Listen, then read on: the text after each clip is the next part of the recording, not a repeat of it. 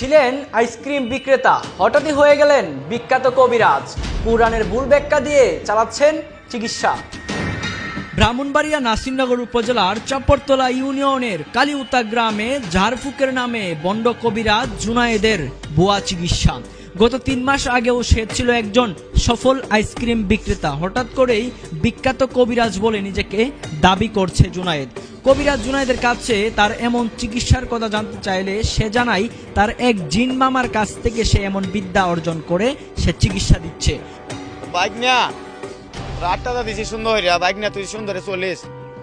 সরেজমিনে গিয়ে দেখা যায় উপজেলার চাপড়তলা ইউনিয়নের কালিউতা সড়কের পাশে গোয়ালগড়ের মতো করে বাঁশ দিয়ে চারপাশ বেড়া দেয়া, যেখানে তার চিকিৎসার চেম্বার অর্থাৎ তার আস্তানা।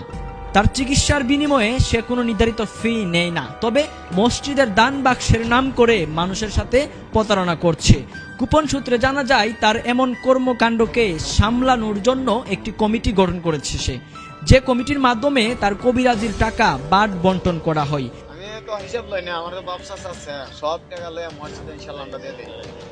তার চিকিৎসার মূল মন্ত্র হলো ফু এবং কুরআনের সূরা, কিন্তু হাস্যকর হলেও সত্য, সে কুরআন পড়তে পারে না। তার এমন বন্ড চিকিৎসায় যেন কোনো ব্যাঘাত না ঘটে, সেজন্য তার এলাকায় প্রত্যেক পয়েন্টে পয়েন্টে তার লোক রেখেছে। সরেজমিনে গিয়ে দেখা যায় তার কাছে সেবা নিতে আসা কিছু রোগীদের ঝাড়ফুঁক করছে জুনায়েদ। ঘটনাস্থলে সাংবাদিকের উপস্থিতিতে মুহূর্তের মধ্যেই গুড় পাল্টে হয়ে যায় সাধু সন্ন্যাসী, যেন সে কিছুই জানে না, এই মাত্র সে ভিন গ্রহ থেকে পৃথিবীতে অবতরণ করেছে। সাংবাদিক দেখে চোখ দুটো যেন ছানা বড়া হয়ে যায় জুনায়েদ নামক এই বন্ড কবিরাজের। এই বুয়া কবিরাজ জুনায়েদের স্বামী স্ত্রী অমিল, অবাধ্যকে বাধ্য করা, ঝগড়া বিবাদ, প্যারালাইসিস, ডায়াবেটিস সহ যাবতীয় সকল জটিল ও কঠিন রোগের চিকিৎসা দিতে পারেন বলে সে দাবি করেন। কোরআনের আয়াত হইলে আমরা বড় দোয়া পিয়ামানিল্লাহ। এটা আম্মা আন্না আন্না ওরে কান্দেন না, অনেক বেলা রান্না করে ভাত খাবার যাও মুহাম্মদ দোয়া করবেন। রেনে হেনে বহুত বকছি, সামনে দেখছি মরে বলারে বালাচের ব্যবসা করে রে, পিছে আঙ্গুল মারতে করে রেন দিস না।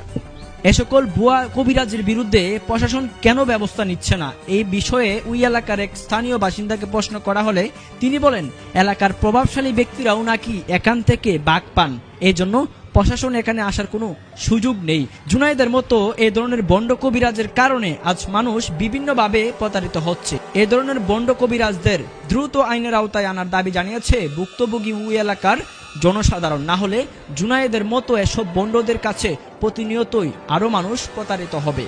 তুফাজ্জল মিয়া, বিএন নিউজ, নাসিরনগর।